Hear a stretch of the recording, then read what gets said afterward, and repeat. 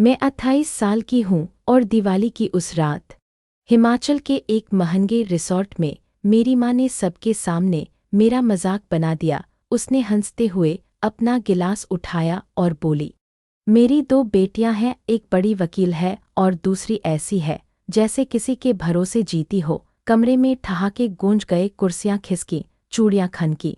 किसी ने हंसते हंसते सीटी भी बजा दी। सबकी नजरें मुझ पर फिसल गईं, मेरे सस्ते स्वेटर पर, मेरे घिसे जूतों पर और मेरे चेहरे पर, जो उस समय बिल्कुल पत्थर जैसा हो चुका था। कोई बोला, याद है, ये कहती थी बड़ी खिलाड़ी बनेगी।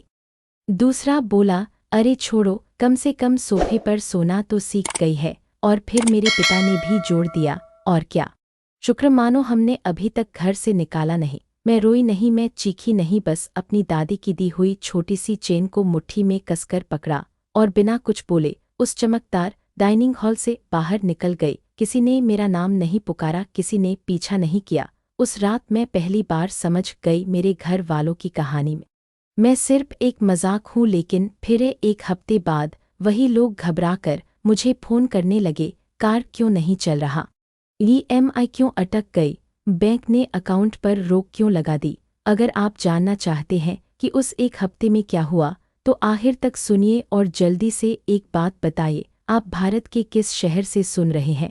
अपना शहर कमेंट में लिख देना, मुझे सच में जानना है ये कहानी कहाँ कहाँ तक पहुँचती है। अब सुनिए असली बात कहाँ से शुरू हुई। मैं उस रात रिसॉर्ट से सीधे अपने छोटे से फ्लैट लौटी, दरवाज़ा बंद किया और अंधेरे में ही खड़ी रह गई। कानों में अब भी वही हंसी घूम रही थी, माँ की हंसी, रिश्तेदारों की हंसी और सबसे ज्यादा मेरे पिता का वो वाक्य, शुक्र मानो हमने निकाला नहीं, जैसे मैं उनकी बेटी नहीं, कोई बोझ हूँ जिसे वो दया करके उठा रहे हैं। सच ये है कि मैं इस मजाक की आदत डाल चुकी थी। मेरे बचपन से ही घर में दो तरह के बच्चे थे, एक मेरी बड़ी बहन, वो जो हमेशा सही रहती थी, स्कूल में टॉपर, कॉलेज में चमकती हुई, उसके सर्टिफिकेट फ्रेम होकर दीवार पर लगते थे, घर वाले गर्व से सबको दिखाते थे। और मैं वो बच्ची थी जो कॉपी के किनारों पर डिजाइन बनाती रहती थी, कंप्यूटर की दुकान के बाहर खड़ी होकर स्क्रीन देखती रहती थी। मैं माँ से कहती,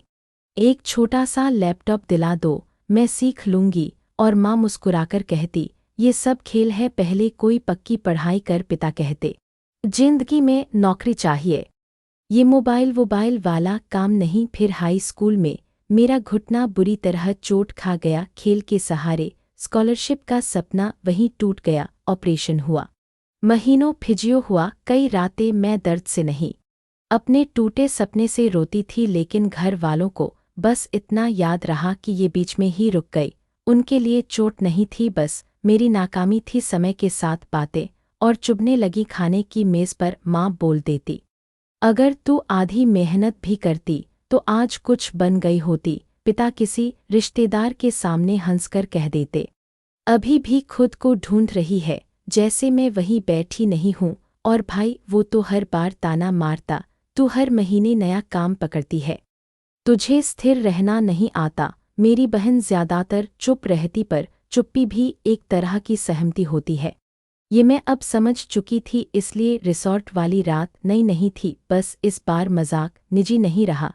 इस बार उन्होंने मुझे सबके सामने छोटा कर दिया। मैं पहाड़ों से नीचे उतरते हुए चुपचाप ड्राइव कर रही थी, बाहर ठंडी हवा, अंदर मेरे सीने में जलन। मेरी उंगलियां बार बार उस चेन पर फिसल जाती जो दादी ने दी थी। दादी ही थीं जो मुझे सच में देखती थीं। वो हमेशा कहती थीं, तू चमक सकती है, उन लोगों की छाया से बाहर निकल। उस रात मुझे पहली बार उस वाक्य का मतलब समझ आया। अगली सुबह मैं सूरज निकलने से पहले उठी, घर में सन्नाटा था। मैंने एक पुराना हुडी पहना और बाहर दौड़ने निकल गई। सड़कें खाली थीं, स्ट्रीट लाइट की पीली रोशनी में मेरी सांस सफ़ेद धुआं बनकर निकल रही थी। हर कदम के साथ मेरे दिमाग में पुरानी बातें घूम रही थीं, भीख जैसी।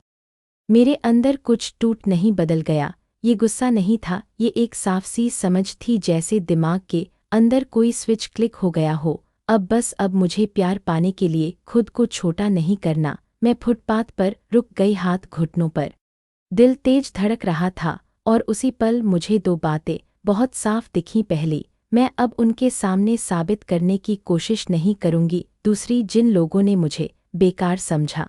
उनकी जिंदगी पिछले कई सालों से एक पतली सी रस्सी पर टिकी थी और उस रस्सी का एक सिरा मेरे हाथ में था। उन्हें ये पता ही नहीं था कि उनके बिल समय पर कैसे भर जाते हैं, उनके खाते आखिरी पल पर कैसे बच जाते हैं, उनके भाग्य को कौन चुपचाप संभाल रहा था। और मैं ही तो थी जो बिना शोर किए उनके गिरते घर को अंदर से थामे खड़ी थी। उस सुबह मैं वापस आई, भीगी हुई आंखों के साथ नहीं, एकदम शांत दिमाग के साथ। मैंने दादी की चेन को हाथ में लिया और खुद से कहा, मैं लड़ाई नहीं करूंगी, मैं बस रुक जाऊंगी। मैंने तय किया, मैं अब किसी की छुपी हुई सहारा दीवार नहीं बनूंगी। अब जो होगा वो सच होगा। अब उनके खर्चों का बोझ उनकी जिम्मेदारी होगी। मैं अपने फ्लैट में पहुंची, दरवाज़ा बंद किया और पहली बार मैंने लैपटॉप खोला। स्क्रीन पर एक चीज़ चमक रही थी, वही जगह जहां से मैं सालों से सब कुछ संभाल रही थी। मेरी उंगलियां कीबोर्ड पर रुकी। अंदर से एक धीमी सी आवाज़ आई, अगर आज तूने इसे बंद किया तो एक हफ्ते में उनका असली चेहरा दिखेगा। और मैंने सांस रोककर सेव पर उंगली रख दी। अगले दिन सुबह 6:03 पर मेरा फ़ोन बजा। स्क्रीन पर माँ का मैसेज था, बेटा मेरा कार चल नहीं रहा, ये क्या हो गया। मैंने मैसेज पढ़ा और फ़ोन नीचे रख दिया, क्योंकि ये सिर्फ शुरुआत थी। सुबह 6:03 पर माँ का मैसेज पढ़कर मैंने फ़ोन उल्टा कर दिया और चुपचाप किचन में चली गई। पानी गर्म किया, मग में चाय की पत्ती डाली, अदरक कूटी। जैसे मेरी जिंदगी में कुछ बदला ही नहीं, लेकिन मेरे अंदर सब कुछ बदल चुका था। इतने सालों से मैं हर सुबह यही करती थी, अपने काम की चिंता करने से पहले किसी और की चिंता, किसी और का बिल, किसी और की EMI, किसी और का सब ठीक रहे, पूर्णविराम। अब पहली बार मेरे हाथ सिर्फ अपने लिए चल रहे थे। चाय की पहली चुस्की लेते ही फ़ोन फिर कंपन करने लगा। 17 माँ, बैंक वाले कह रहे हैं बैलेंस कम है, पर ये कैसे हो सकता है, ऑटो पेमेंट तो लगा हुआ है। 6:32 माँ, घर की लोन वाली किश्त का मैसेज आया है, बोल रहे हैं देरी हो गई। 6:51 माँ, प्लीज़ फ़ोन उठाओ, तुम्हारे पापा गुस्सा हो रहे हैं। गुस्सा जैसे गलती मेरी हो, जैसे कोई जादू टूट गया हो और जादूगरनी मैं हूँ। मैंने शांति से मग सिंक में रखा और दांत ब्रश करने लगी। तभी 7:10 पर पिता का कॉल आया। एक बार, दो बार, तीसरी बार मैंने उठाया, लेकिन हेलो नहीं कहा, बस फ़ोन कान के पास रखा और उनकी सांसों की आवाज़ सुनी, रायली। उनकी आवाज़ तेज थी, जैसे वो सड़क पर खड़े खड़े चिल्ला रहे हों, तूने क्या किया है। बैंक वाले बोल रहे हैं अकाउंट पर रिव्यू चल रहा है, पैसे ट्रांसफ़र नहीं हो रहे, इन्वेस्टमेंट वाला भी अटक गया है, तूने कुछ किया है क्या।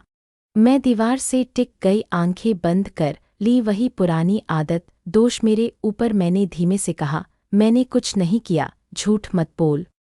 पिता ने तुरंत काटा, इतने सालों से कभी दिक्कत नहीं हुई, अचानक सब कुछ अटक रहा है, ये संयोग नहीं है। मैंने एक लंबी सांस ली, जैसे अपने अंदर की कांपती हुई बच्ची को शांत कर रही हूँ। पापा, मैंने बहुत साधारण आवाज़ में पूछा, आपने अपनी किश्तें अपने पैसों से भरी थी। लाइन पर एक छोटा सा सन्नाटा गिरा, वो सन्नाटा जिसमें सच खड़ा होता है और झूठ की दीवार हिलने लगती है। बेवकूफ़ी मत कर, उन्होंने कहा, लेकिन आवाज़ में पहले जैसी ताकत नहीं थी। तुम्हारी माँ परेशान है, तुरंत बताओ, तूने कुछ बंद किया क्या। मैंने जवाब नहीं दिया, मैंने बस कहा, बैंक से बात कर लीजिए, और फ़ोन काट दिया। मेरे हाथ हल्के कांप रहे थे, पर मेरे सीने में अजीब सी राहत भी थी, जैसे किसी ने भारी बैग मेरे कंधों से उतार दिया हो। 10:30 तक फ़ोन सच में तूफान बन चुका था। मेरी बहन का मैसेज आया, मेरे कार पेमेंट बाउंस हो गए, ऑफिस जाना है, आज बहुत ज़रूरी मीटिंग है। ये क्या हो रहा है, तुमने कुछ किया। फिर उसी के बाद उसका एक और मैसेज, अगर ये उस रात की वजह से है तो बहुत बचकाना है, मैं कोर्ट में शर्मिंदा हो रही हूँ। मैं कुछ देर स्क्रीन देखती रही। बचकाना, शर्मिंदा, मैं जिस रात शर्मिंदा हुई थी तब वो कहाँ थी। वो रिसॉर्ट में बैठकर वकील वाली शालीन मुस्कान में चुप क्यों थी। मेरे अंदर गुस्सा उभरा, लेकिन मैंने लिखकर मिटा दिया। मैंने कोई जवाब नहीं भेजा, क्योंकि मेरी खामोशी ही इस बार सही जवाब थी। 11 इस पर माँ का वॉइसमेल आया। इस बार उसकी आवाज़ वह चमकदार होस्टेस वाली नहीं थी, आवाज़ टूट रही थी। बेटा प्लीज़ कॉल कर लो, लोन वालों का फ़ोन आया है, बोल रहे हैं अगर इस हफ्ते पैसा नहीं आया तो नोटिस भेज देंगे तुम्हारे पापा के रिटायरमेंट वाले खाते में भी दिख। तुम्हारी बहन बोल रही है उसके कार भी अटक गए और तुम्हारे भाई का वो भी बोल रहा है जिम का किराया। फिर मजाक था कहकर बच निकलना। मैंने वॉइसमेल 2 बार सुना, पहली बार दिल से, दूसरी बार दिमाग से। दिल को माँ की घबराहट पर दया आई, पर दिमाग को याद आया वही माँ जिसने सबके सामने मेरा अपमान करके ठहाका लगवाया था। मैंने फ़ोन हाथ में लिया, रिकॉर्ड बटन दबाया और बिल्कुल शांत आवाज़ में एक छोटा सा ऑडियो बनाया। आप कौन? मैंने कहा, क्या मैं आपको जानती हूँ? और अगर जानती भी हूँ तो मुझे आपकी मदद क्यों करनी चाहिए? मैंने ऑडियो भेज दिया, बस न चिल्लाहट, न गाली, न रोना। और फिर मैंने फ़ोन नीचे रख दिया। उस दिन के बाद मैसेज कम नहीं हुए, बढ़ते गए। परिवार वाले ग्रुप में लंबी लंबी बातें आने लगी। गलतफहमी हो गई। तू दिल की अच्छी है, घर की बात घर में रखो। और उसी सांस में वैसे बिजली का बिल भी बाउंस हो गया। कुछ पता है क्या? जैसे माफ़ी भी एक सौदा हो, एक हाथ में सॉरी और दूसरे हाथ में पैसा। शुक्रवार दोपहर तक मैंने सब म्यूट कर दिया, लेकिन एक चीज़ मैं म्यूट नहीं कर पाई, मेरे फ्लैट के दरवाजे का कैमरा नोटिफिकेशन। शनिवार की दोपहर में डिलीवरी के लिए बाहर थी, तभी स्क्रीन पर पॉपअप आया, कैमरा लाइव खुला और मेरे पैरों के नीचे जैसे जमीन खिसक गई। दरवाजे के बाहर माँ और पिता खड़े थे, मोटे जैकेट में। माँ इधर-उधर देख रही थी जैसे कोई पहचान न ले। पिता दरवाज़ा ऐसे ठक ठक ठक कर रहे थे जैसे वो मालिक हों। एक पल के लिए मेरी पुरानी आदत जाग गई, ये माता पिता हैं, अंदर बुला लो, सब ठीक कर। तो फिर मेरे कानों में रिसॉर्ट की हंसी गूंजी और मैंने स्क्रीन बंद कर दी। मैं अपनी अगली डिलीवरी पर चली गई। शाम को मैंने इंटरकॉम की रिकॉर्डिंग सुनी। माँ फुसफुसाए, वो खोल क्यों नहीं रही? पिता ने कहा, कुछ नहीं हुआ, उसे ड्रामा कर रही है, ज़रूर उसने ही कुछ किया है और अब छुप रही है। मुझे हंसी नहीं आई, सिर्फ थकान आई। इतनी मदद के बाद भी उनके दिमाग में मैं वही समस्या थी। उसी रात मैं अपने पसंदीदा छोटे से कैफे में बैठी थी, वही जगह जहां मैं काम के बीच थोड़ा सुकून ढूंढती थी। लैपटॉप खुला था, मैं एक क्लाइंट के लिए स्क्रीन डिज़ाइन ठीक कर रही थी। तभी किसी ने मेरी टेबल पर हल्का सा दस्तक दी। मैंने ऊपर देखा, मेरी बहन और पिता सामने खड़े थे, बहुत सजे हुए, जैसे किसी कोर्ट रूम से सीधे यहाँ आ गए हों। बहन ने पूछा, लेकिन जवाब का इंतजार किए बिना कुर्सी खींचकर बैठ गई। पिता भी बैठ गए, उनकी आंखें मेरे लैपटॉप पर गईं। मैंने तुरंत स्क्रीन बदलकर एक साधारण सा स्केच खोल दिया। अब बताओ, पिता ने बिना भूमिका के कहा, ये सब क्या है? हमारा कार, एमी, अकाउंट, सब गड़बड़ कैसे? बहन ने अपनी ठंडी कानूनी आवाज़ निकाली, टाइमिंग बहुत संदिग्ध है। तुम आसपन से उठकर गईं और एक हफ्ते में सब ठप। क्या तुमने कुछ बदला? आपको सच में लगता है? मैंने बहुत धीमी और साफ आवाज़ में कहा कि मैं यहाँ बैठकर पूरे देश के बैंक हैक कर रही हूँ।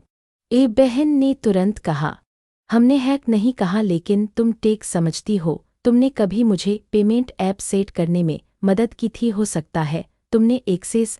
मैंने मग उठाया, एक घोंट लिया, फिर मग नीचे रखा। मेरे पास आपके खातों का एक्सेस नहीं है, मैंने कहा, कभी था ही नहीं। पिता ने मेज़ पर हल्का सा हाथ मारा, कप हिल गया। तो फिर क्यों हो रहा है?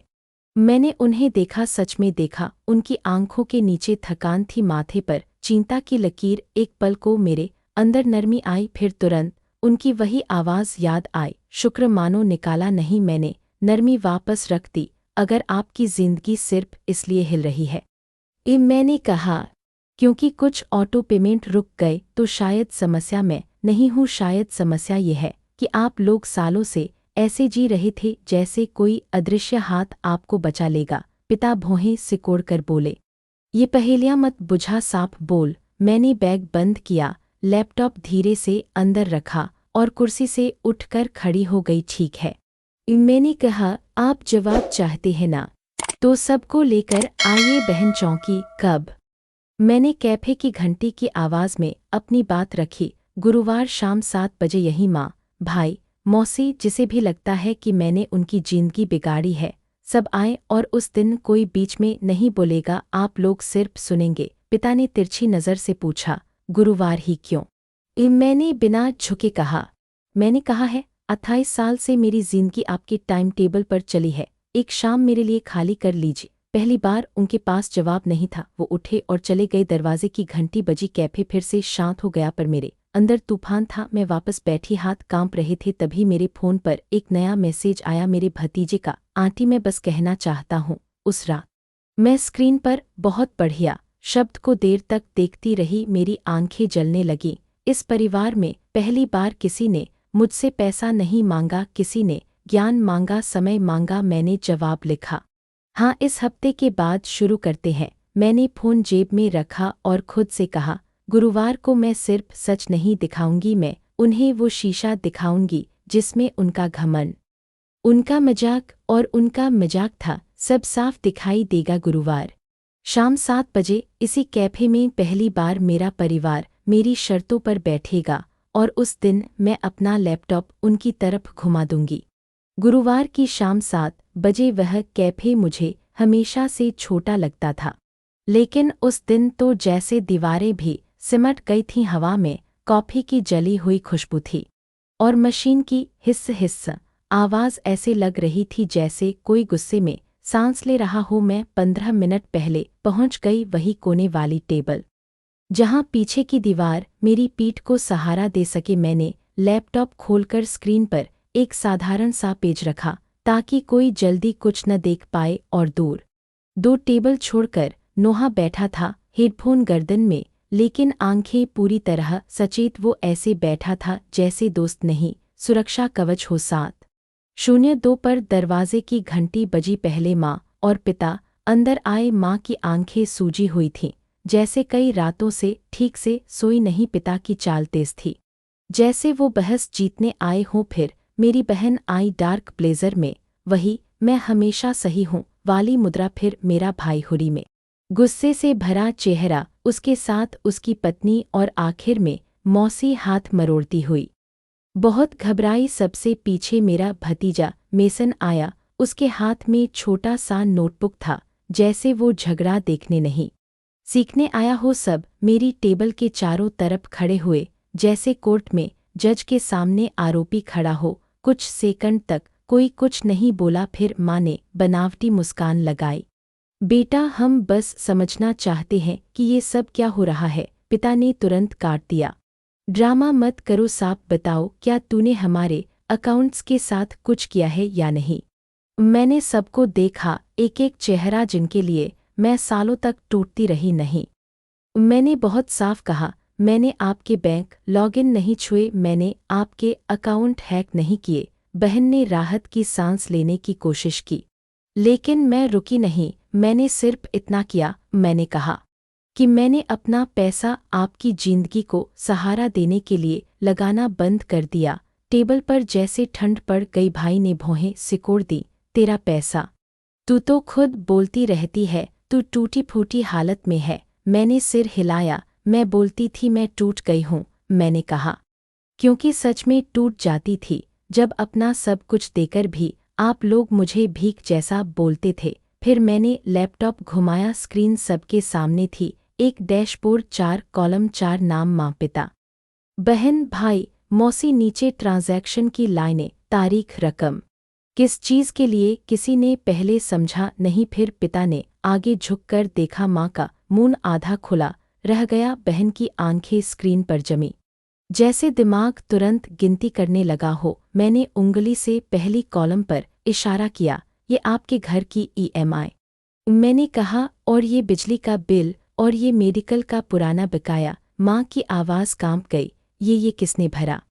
मैंने बहुत धीरे कहा, मैंने भाई वाले कॉलम पर क्लिक किया, ये तुम्हारे जिम की लीज, ये मशीनों का पेमेंट, ये वो महीना जब पानी की पाइप फटी थी और तुम रो रो कर बोल रहे थे कि सब खत्म हो गया। भाई का चेहरा सफ़ेद पड़ गया, ये कैसे। और उसने फुसफुसाया, क्योंकि जब तुम्हारी कमाई एक लाइन से नीचे जाती थी, मैंने कहा, मेरे खाते से अपने आप पैसे निकलकर तुम्हारे पेमेंट में चले जाते थे। भाई की पत्नी ने अपना हाथ मुंह पर रख लिया, उसकी आंखों में आंसू भर आए। बहन ने बीच में बोलना चाहा, ये झूठ, लेकिन उसने खुद ही रुककर अपनी ही आंखों से तारीखें देख ली। मैंने उसकी कॉलम खोली, ये तुम्हारे कार्ड की किस्तें, मैंने कहा, ये नानी की फीस, ये कोर्ट फाइलिंग के खर्चे, ये सब। बहन का गला सूख गया, उसके होंठ हिले, लेकिन आवाज़ नहीं निकली। उसने बस एक वाक्य कहा, पर क्यों? उस एक शब्द में पहली बार बहन की जीत नहीं थी, सिर्फ डर था और थोड़ी सी शर्म भी। मैंने कंधे उचका दिए क्योंकि मुझे लगा, मैंने कहा, अगर मैं बस थोड़ा और करूंगी तो एक दिन आप लोग मुझे देखेंगे। पिता ने फाइल की तरह स्क्रीन को घूरते हुए कहा, इतने पैसे तूने ये सब हमें दे दिए, ये तो बेवकूफ़ी है। तूने अपने लिए भविष्य क्यों नहीं बनाया? मुझे उस पल सच में हंसी आ गई, बहुत हल्की, बहुत ठंडी। मैंने भविष्य बनाया है, मैंने कहा। आपने बस कभी देखने की कोशिश नहीं की। और तभी बहन की आंखों में वही पुरानी चाल वापस आई। उसने अपना ब्लेजर ठीक किया और वकील वाली आवाज़ निकालकर बोली, एक बात, तुमने हमारे वित्तीय डेटा का इस्तेमाल किया, हमारे बिल, हमारे खर्चे, हमारी जानकारी, इससे तुमने सिस्टम बनाया। इसका मतलब हम इस कंपनी में हिस्सेदार हो सकते हैं। हो सकता है हमें इक्विटी या कंट्रोलिंग शेयर चाहिए। वही पल था, वही असली चेहरा। वो डरकर नहीं आए थे, वो पैसा वापस लाने आए थे, अपने सम्मान की चोट को मुनाफे से ढकने आए थे। माँ हड़बड़ा गई। नेटली, बस समझने आए हैं हम। बहन ने उसे काट दिया। माँ चुप, हमें अपने विकल्प देखने चाहिए। मेरे भाई ने भी तुरंत पकड़ लिया, हाँ, अगर ये सब हमारे कारण हुआ तो हमें भी हिस्सा मिलना चाहिए। और फिर पिता, ये परिवार का काम है, परिवार का फायदा भी परिवार को। मुझे लगा जैसे वही रिसॉर्ट की हंसी फिर से कमरे में लौट आई। बस इस बार आवाज़ नहीं, लालच था। मैं बहुत शांत हो गई। मेरे हाथ चेन पर गए, दादी की चेन, जैसे वो मुझे जमीन से जोड़ रही हो। और उसी शांत पल में नोहा उठकर हमारे पास आ गया। उसने बहुत सभ्य, बहुत साफ आवाज़ में कहा, आप लोग ये कह रहे हैं कि जिस लड़की ने चोरी छुपे आपकी जिंदगी बचाई, वही अब आपको अपनी कंपनी का हिस्सा दे, क्योंकि आप शर्मिंदा हो गए। पिता भड़कने लगे, तू है कौन? नोहा ने मुस्कान रखी, मैं उसका पार्टनर हूँ। और मैं आपको एक बात और बता दूँ, पिछले महीने हमने एक बड़ा निवेश समझौता साइन किया है। कंपनी की जांच पड़ताल हो चुकी है, हर ट्रांजैक्शन का रिकॉर्ड मौजूद है। किसी का बैंक हैक नहीं हुआ, कोई गैरकानूनी काम नहीं हुआ। अगर आप केस करेंगे तो आपको हिस्सा नहीं मिलेगा। आपको बस जवाब देना पड़ेगा कि आप उस पैसे पर हक क्यों जताते हैं जिसे आपने कभी कमाया ही नहीं। जैसे किसी ने कमरे की हवा निकाल दी हो। भाई का मुंह खुला रह गया। बहन की आंखों में पहली बार सचमुच डर उतर आया। माँ ने मुझे ऐसे देखा जैसे मैं कोई नई इंसान हूँ। तू कंपनी बेच रही है? उसने धीमे से पूछा। मैंने सिर हिलाया, बेच नहीं। मैंने कहा, हमने आगे बढ़ने का फैसला किया है, क्योंकि ये मेरी मेहनत है, मेरा जोखिम है। भाई ने गुस्से से कहा, तो ये सब बदला है? तू हमें डुबोकर खुद अमीर बनेगी? मैंने उसकी आंखों में देखते हुए कहा, ये बदला नहीं है, ये बस मैं अब नहीं है। आप लोगों ने जो कर्ज लिया, जो दिखावा किया, जो खर्च किया, उसका नतीजा है मैं। वो जादू थी जो हर बार आपको बचा लेती थी, मैंने जादू बंद कर दिया। और तभी सबसे आखिर में मेसन ने बोल दिया। उसकी आवाज़ छोटी थी लेकिन साफ थी, आप लोग गलत हो। उसने कहा, उस रात आप सब हंसे थे और अब आप हिस्सा मांग रहे हो। उसने कुछ असली बनाया है, आप उसे दबा नहीं सकते। बहन ने उसे घूरा, लेकिन वो नहीं रुका। मुझे लगा दादी कहीं दूर से मुस्कुरा रही होंगी। मैं उठी, लैपटॉप बंद किया। अब सुनिए, मैंने कहा, अभी आपकी जिंदगी में पैसा नहीं है और आप चाहते हैं कि मैं अपना सब कुछ फिर से आपके पैरों में रख दूं। नहीं, मैंने उंगली उठाकर बहुत स्पष्ट नियम रखे। पहली बात, ट्रांसफर बंद रहेंगे। दूसरी, कोई केस, कोई धमकी, कोई परिवार वाला दबाव तो मैं हमेशा के लिए नंबर ब्लॉक कर दूंगी। तीसरी, अगर आप सच में बदलना चाहते हैं तो मैं आपको पैसे नहीं दूंगी, पर रास्ता दिखा दूंगी। आप अपने खर्च ठीक करेंगे, अपने कर्ज खुद चुकाएंगे। और अगर कभी फिर से आपने मुझे भीख जैसा कहा तो मैं आपके जीवन से निकल जाऊंगी। माँ की आंखों से आंसू बह निकले। बेटा, हमसे गलती हो गई। उसने मेरा हाथ पकड़ने की कोशिश की, मैंने हाथ पीछे खींच लिया। बुरा नहीं, बस सीमा के साथ गलती नहीं। मैंने कहा, आदत थी और अब वो आदत चलेगी नहीं। मैं मुड़ी और बाहर निकलने लगी। पीछे से माँ की आवाज़ टूटकर आई, हम परिवार हैं। मैंने दरवाजे पर रुककर एक बार पीछे देखा। परिवार वही होता है, मैंने बहुत धीरे कहा, जो सम्मान करे, और मैं बाहर आ गई। अगले सोमवार को मैंने उन्हें ऑफिस बुलाया, वो ऑफिस जिसे वो कभी कल्पना में भी नहीं देखते थे। जब वो मुझे अस्थिर कहते थे, कांच की खिड़कियाँ, व्हाइट बोर्ड पर चिपके नोट्स, कुछ पुराने पौधे और हमारी टीम की मेहनत की खुशबू। मैंने स्क्रीन पर बहुत आसान चार्ट दिखाए, कमाई, यूजर्स, ग्रोथ। फिर मैंने 4 फाइलें टेबल पर रख दी, हर फाइल पर एक नाम, अंदर हर ट्रांजैक्शन का सार, कुल जोड़। इतना कि कमरे में कोई सांस भी ठीक से नहीं ले पा रहा था। पिता की उंगलियां कांप रही थी, माँ बार बार पन्ने पर हाथ फेर रही थी, बहन चुप थी, भाई की आंखें नीचे थी, मौसी रो रही थी। मैंने कहा, ये आपको शर्मिंदा करने के लिए नहीं है, ये आपको सच दिखाने के लिए है, ताकि अब से हम सब एक ही दुनिया में बात करें। माँ ने फुसफुसाकर पूछा, तूने हमें रोका क्यों नहीं, हमें बताया क्यों नहीं? मैंने जवाब दिया, क्योंकि आप लोग जानना ही नहीं चाहते थे।